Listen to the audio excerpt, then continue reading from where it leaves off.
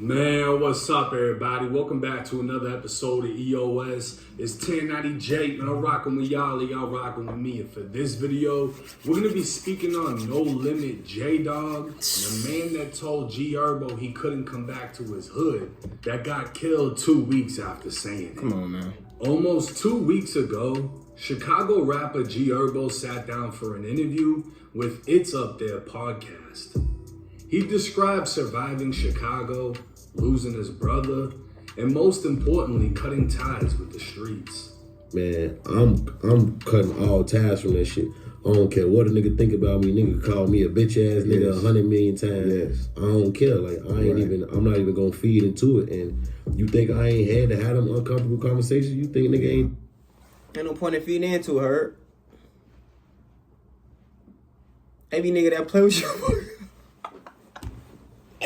Every nigga that play with this nigga end up, poof.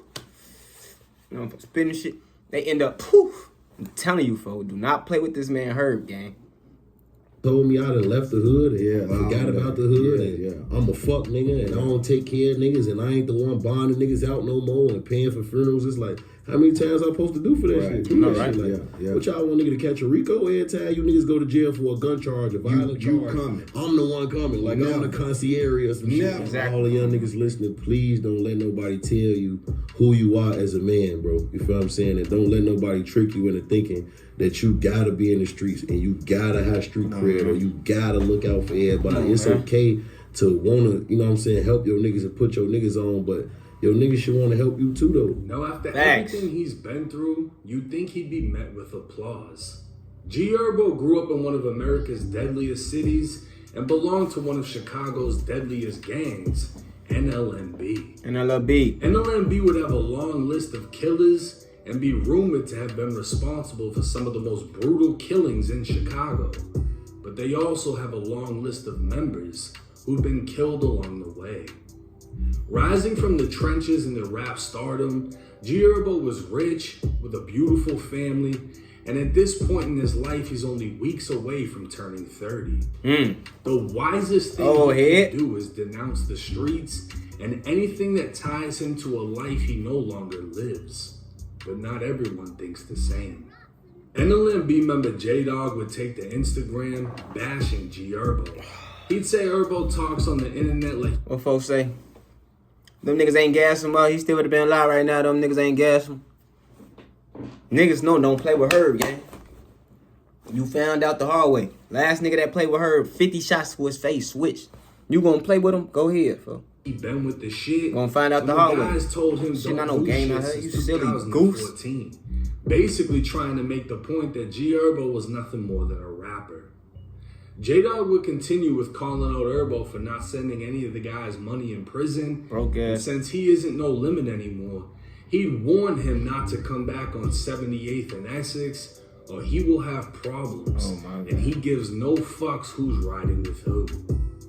G Herbo would respond back saying, all I know is in my entire life of being outside, ain't nobody never shit to me. Ever. Not a slap, Ever. not a punch, Nothing. not a rob, not a choke, not a shit. I got shot. Yeah, that was in my foot though, and I was back outside immediately after. I got jumped on 79th and Jeffrey on the bus stop when I was like 16 and had 0 scratches on me. Not a black eye, busted lip, not shit. And on all 3 of my kids, it was at least 6 of them. I never played. But who cares about ancient history? People try to rewrite it every day. G Herbo would continue with the screenshot of him slam dunking Jdog into the fucking floor back in the day saying, all that playing like you crazy little boy, you ain't crazy, never been crazy. Telling me I can't come on my block, I was just on after you walked up and shook my hand. Wow. Now G Herbo is pointing out the contradiction of what Jdog was saying. Jdog went live on August 21st, even tagging G Herbo as he stood by on the block while Herbo shot the video for his song Reason. Herbo was literally just on the same block Jdog was claiming he now couldn't go, but not everyone agreed. You see how niggas be fans, gang? You see this? He was just a fan a week ago. Herb did an interview. He switched, bro, you in his man video. You came outside and went to this man video, bro. and shook this nigga hand. You dick rided this nigga. And then the next week, bro, you real life tried to say he can't come back to his hood, folks. Like, do y'all see what I'm seeing? Big Op 079 would take the Instagram setting shit straight, saying, blood can go wherever the fuck he wanna go. Let a motherfucker play and go against this, y'all ass will be talking to God about it. 78th and Essex, oh shit, y'all ain't even did shit behind the block to even think y'all can say anything. And I be on that bitch all the time, so when blood pull up with me, y'all ain't gonna do shit but dick ride.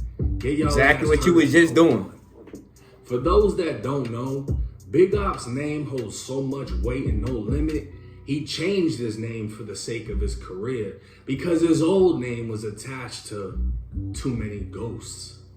Just a week after making his point, he dropped a new song titled Sunday, where he dropped $100,000 on a new chain and pendant. But even with the diamonds shining, the pendant is rumored to be tied to darkness. Herbo would end the back and forth with Jdog saying, if you want to do something to me, don't warn me, just do it, bleed.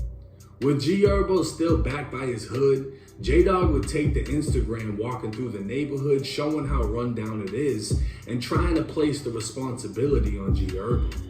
These niggas got all this money, you know what I'm saying? Like, this what Fazo really, like, survived that out here. Like, cuz it's dirty. Look at these cribs, bro. Like, look at my block. Like, no bullshit. Like, no bullshit. You see this shit terrible. Look at all these abandoned cribs. Like, G Herbo, come take care of this shit, bro. Like, you get too much money, bro. Like because nigga, like, what? They got tombstone walls knocked down, no more stoves on certain blocks. Nah, that's silly, y'all. All we asking for is we ain't gonna throw money, bro. Open up something, bro. Give us something, like, you know. This is a rock down here.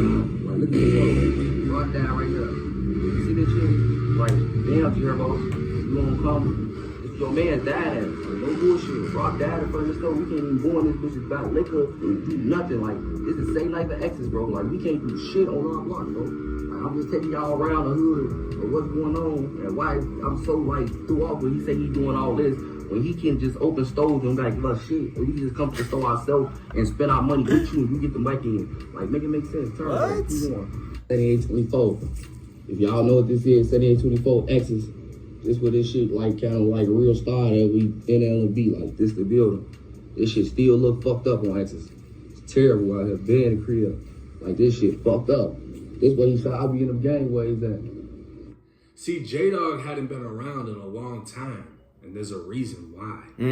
Back in 2016, 42-year-old Christopher Hibbler, aka Maniac Chris, was shot repeatedly in the chest and pronounced dead at the scene.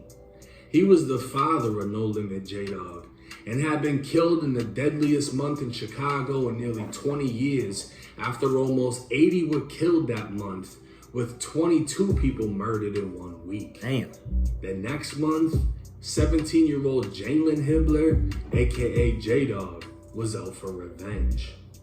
18-year-old Alexander Townsend was walking down 75th with a 16-year-old.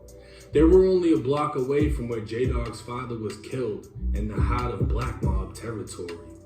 Jdog was inside of a Dodge that would drive by the teens, reverse, and block their path.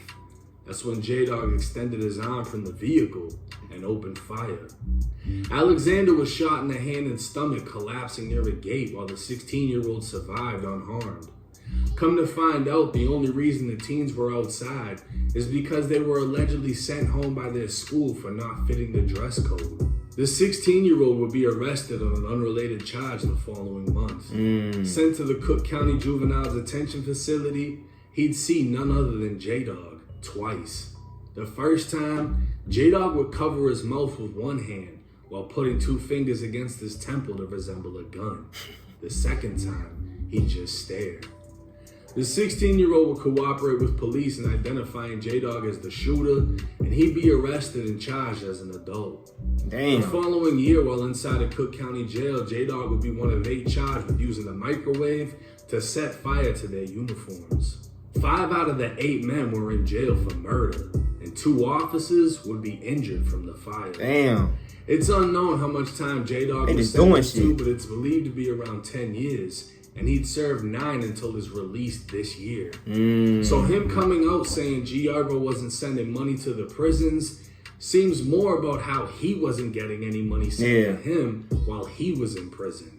And looking at his old neighborhood, it's been 9 long years. Stores get taken down, houses go abandoned, and no rapper is going to clean up their entire hood. Exactly, stop it. J-Dog hadn't been out long enough to know what he was. The hood don't even love you enough for you to go clean that bitch. Like, stop it, folks. 2 weeks after the back, you get rich and clean it up, nigga. Instead of asking another man. 2 shot on 78th and Essex, the same block he told Herbo not to come on.